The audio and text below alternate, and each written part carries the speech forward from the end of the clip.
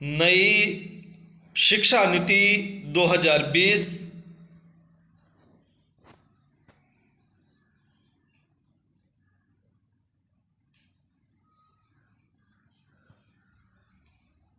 राष्ट्रीय शिक्षा नीति 2020 के अंतर्गत समतामूलक और समावेशी शिक्षा सभी के लिए अधिगम। मैं बाबूराम धीमान, प्रवक्ता हिंदी, जिला शिक्षा एवं प्रशिक्षण संस्थान बिलासपुर स्थित जुखाला, जिला बिलासपुर, हिमाचल प्रदेश, आप सभी के बीच में राष्ट्रीय शिक्षा नीति 2020 के अंतर्गत समतामूलक और समावेशी शिक्षा सभी के लिए अधिगम विषय पर चर्चा और परिचर्चा करने के लिए आप सभी के बीच में उपस्थित हूँ। साथियों, विशेष आवश्यकता वाले बच्चों के लिए शिक्षा का इतिहास विशेष विद्यालय से एकीकृत शिक्षा होते हुए अब समावेशी शिक्षा तक पहुंचा है।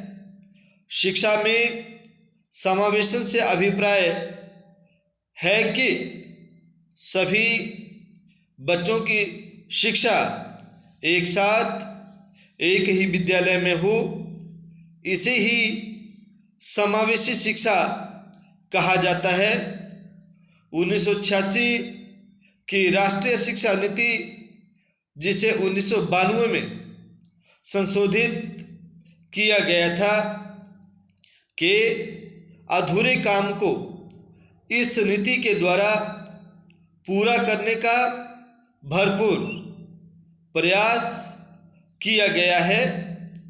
1986-1992 की पिछली नीति के बाद से एक बड़ा कदम निःशुल्क और अनिवार्य शिक्षा अधिनियम 2009 रहा है, जिसने सार्वभौमिक प्रारंभिक शिक्षा सुलभ कराने हेतु कानूनी आधार उपलब्ध करवाया।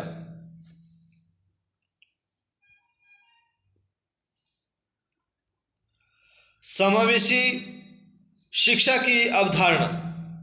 साथियों, शिक्षा में समावेशन की अवधारणा की शुरुआत इस आधार पर हुई कि शिक्षा प्रत्येक बच्चे का मूल अधिकार है और प्रत्येक बच्चे की अलग अलग विशेषताएं, रुचियां, योग्यता और आवश्यकताएं होती है, जिसका हमें सम्मान करना चाहिए। शिक्षा में समावेशन को हम सामान्य भाषा में समावेशी शिक्षा कहते हैं।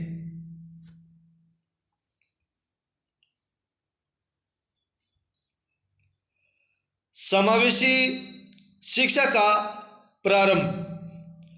समावेशी शिक्षा शब्द 1990 के दशक के मध्य में गढ़ा गया, जब जून 1994 में सलमानिका, स्पेन में यूनेस्को द्वारा विशेष शैक्षिक आवश्यकताओं पर विश्व सम्मेलन सुलभता और क्षमता का आयोजन हुआ था। इस सम्मेलन में विश्व के 92 देशों और 25 अंतर्राष्ट्रीय संगठनों ने हिस्सा लिया था।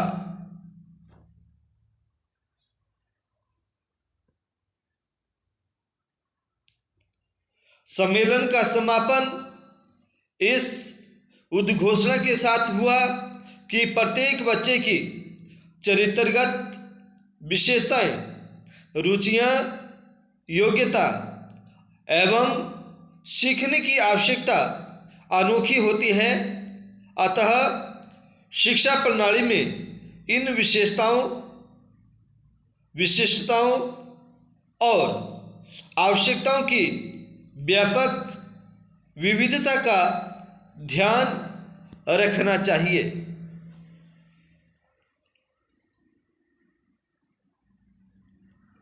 समावेशी शिक्षा का अर्थ।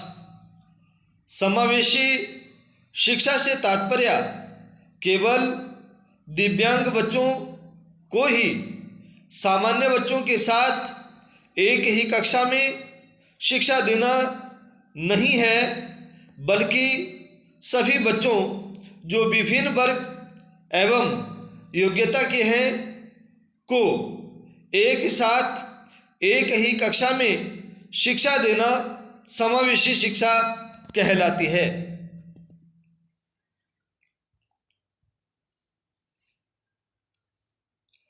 समावेशी शिक्षा के अंतर्गत मंदबुद्धि, शारीरिक रूप से दिव्यांग छात्र एवं छात्राओं को उनकी बुद्धि के आधार पर शिक्षा प्रदान करने का प्रयास किया जाता है, क्योंकि इस शिक्षा से समाज के सभी वर्गों के विद्यार्थियों को सम्मिलित करके शिक्षा प्रदान की जाती है।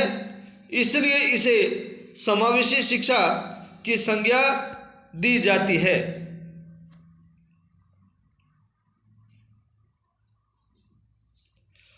समावेशी शिक्षा की परिभाषा। साथियों, समावेशी शिक्षा की परिभाषा में मैंने 4 विद्वानों को शामिल किया है। उनकी परिभाषाएं आप स्क्रीन पर देख रहे हैं।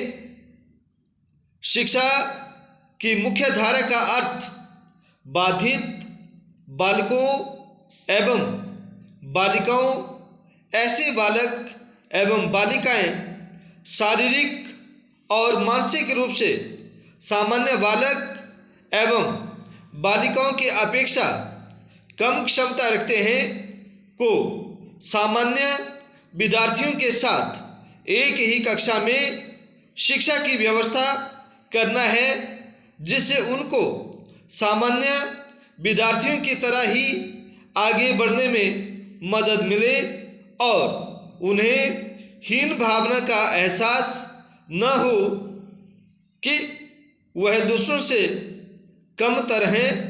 ये परिभाषा स्टीफन एवं ब्लैकहार्ट की है।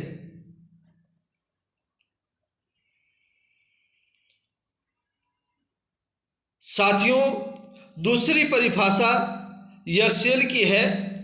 समावेशी शिक्षा की सहायता से सभी विद्यार्थी योग्यता, लिंग, जाति, भाषा, बुद्धि, सामाजिक और आर्थिक स्थिति, विकलांगता आदि स्थितियों के किसी भी प्रकार के नकारात्मक प्रभाव के बिना पूरे आत्मविश्वास के साथ शिक्षा ग्रहण करते हैं।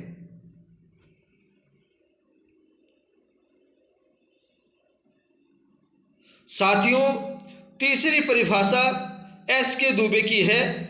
समावेशी शिक्षा एक ऐसी शिक्षा प्रणाली है जो छात्रों की योग्यता, क्षमता, शारीरिक और आर्थिक स्थितियों के अनुरूप शिक्षा प्रदान करती है। ऐसा मानना एस के दुबे का है। चौथी परिभाषा उमा तुली की है। उमा तुली के अनुसार समावेशी शिक्षा के अंतर्गत दैहिक, संवेगात्मक और सीखने की आवश्यकताओं को पूरा करने के लिए संसाधनों का विस्तार करना होता है।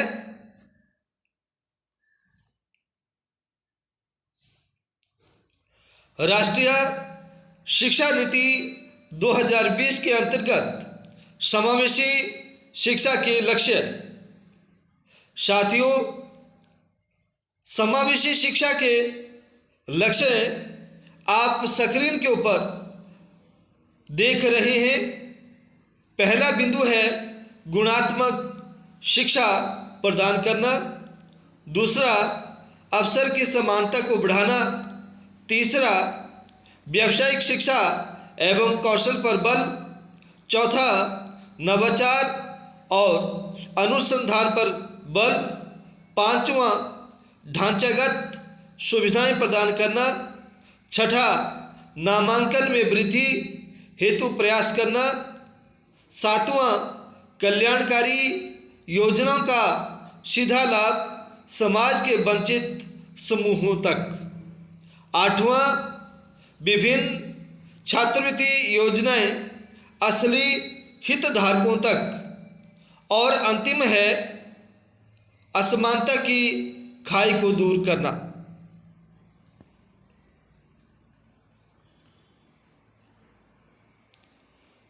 राष्ट्रीय शिक्षा नीति 2020 के अंतर्गत समतामूलक और समावेशी शिक्षा के मुख्य बिंदु।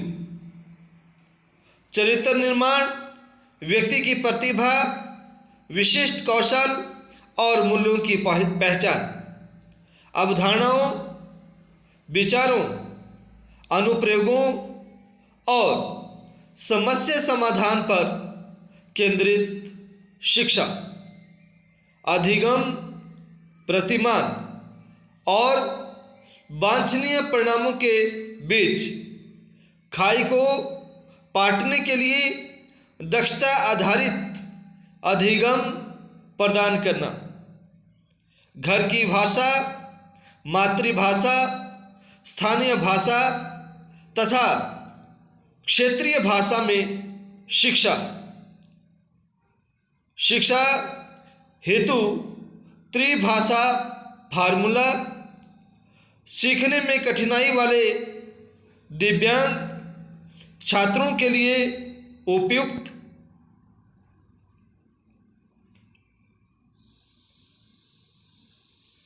भारतीय संविधान के मौलिक कर्तव्यों अनुच्छेद 51A के प्रावधानों का पालन, सामाजिक और आर्थिक रूप से वंचित समूहों की शिक्षा पर अधिक बल। यूडाइस 2016-17 के आंकड़ों पर ध्यान केंद्रित। अल्पसंख्यक समुदाय की बालिकाओं की शिक्षा पर विशेष बल। जेंडर समावेशी नीति का गठन। असमानता को दूर करने के लिए व्यावसायिक शिक्षा पर बल।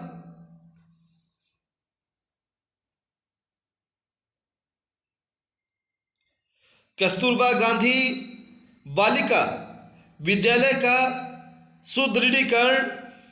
RPWD एक्ट 2016 के प्रावधानों का पालन। दिव्यांग बच्चों के लिए NIOS के माध्यम से भारतीय संकेत भाषा का मॉड्यूल विकसित करना। दिव्यांगजनों के लिए घर पर ही शिक्षा उपलब्ध करवाना। गृह आधारित शिक्षा के लिए दिशा निर्देश और मानक विकसित करना। दिव्यांग बच्चों की शिक्षा राज्य सरकार का दायित्व। अनुकूल इकोसिस्टम बनाना।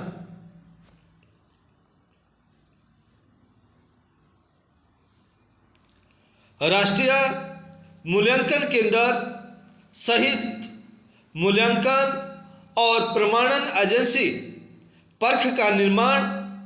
अनुसूचित जाति अनुसूचित जनजाति के विद्यार्थियों के शैक्षणिक विकास में असमानता को दूर करना। NCC विंग खोलना। सिंगल विंडो प्रणाली के माध्यम से छात्रवृत्ति और अवसरों की पहुंच के लिए आवेदन सुनिश्चित करना, पूर्वाग्रह रूढ़िवादिता को हटाना,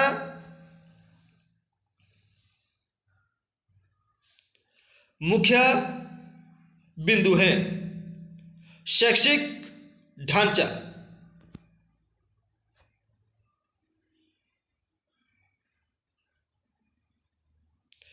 पिछला अकादमिक ढांचा 10 वर्ष आयु वर्ग 6 से 16 अर्थात पहली से 10वीं कक्षा तक। नंबर 2 वर्ष आयु वर्ग 16 से 18 अर्थात जमा 1 और जमा 2 की शिक्षा।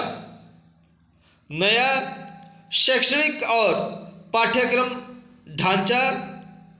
मूलभूत अवस्था चरण 5 वर्ष अर्थात 2 वर्ष पहली और दूसरी कक्षा आयु वर्ग 6 से 8, 3 वर्ष अर्थात आंगनबाड़ी, पूर्व पाठशाला और बाल बाटिका।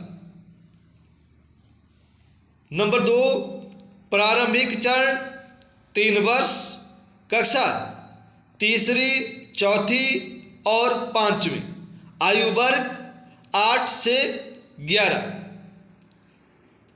नंबर 3 मध्य चरण 3 वर्ष कक्षा 6 से 8 आयु वर्ग 11 से 14। नंबर 4 माध्यमिक चरण 4 वर्ष कक्षा 9 से 12 आयु वर्ग 14 से 18 अर्थात राष्ट्रीय शिक्षा नीति 2020 के अंतर्गत नया शैक्षणिक पाठ्यक्रम ढांचा 5+3+3+4 का रहेगा।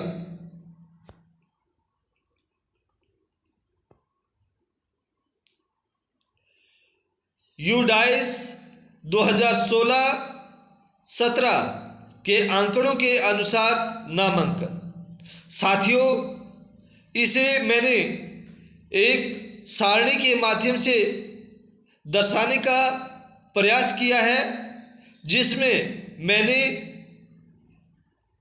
पहले कॉलम में क्रम संख्या, दूसरे में वर्ग का नाम, तीसरे में प्राथमिक स्तर या प्रारंभिक स्तर, चौथे में उच्चतर माध्यमिक स्तर और 5वां नामांकन में गिरावट।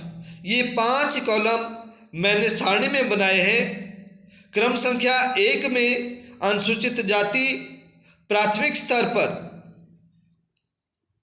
इनका प्रतिशत 19.6% राष्ट्रीय शिक्षा नीति 2020 के अंतर्गत है। उच्चतर माध्यमिक स्तर पर नामांकन 17.3% और नामांकन में गिरावट 2.3% है। क्रम संख्या 2 अनुसूचित जनजाति प्राथमिक स्तर पर नामांकन 10.6%, उच्चतर माध्यमिक स्तर पर नामांकन 6.8% और नामांकन में गिरावट 3.8%। क्रम संख्या 3 में दिव्यांग वर्ग का नाम दिव्यांग प्राथमिक स्तर पर नामांकन 1.1%, उच्चतर माध्यमिक स्तर पर नामांकन 0.25%, नामांकन में गिरावट 0.85%।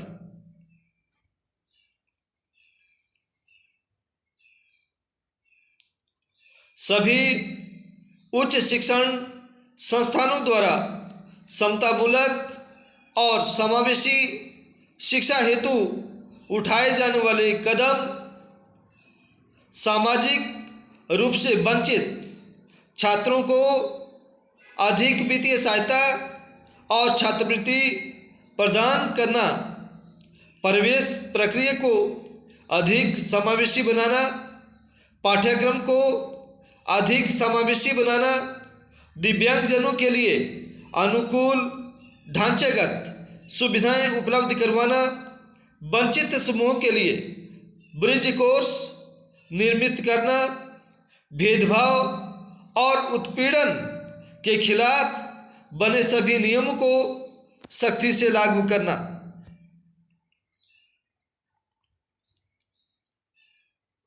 ये सभी कदम राष्ट्रीय शिक्षा नीति 2020 में सरकार द्वारा निर्धारित किए गए हैं। अवलोकनार्थ आप सभी का धन्यवाद।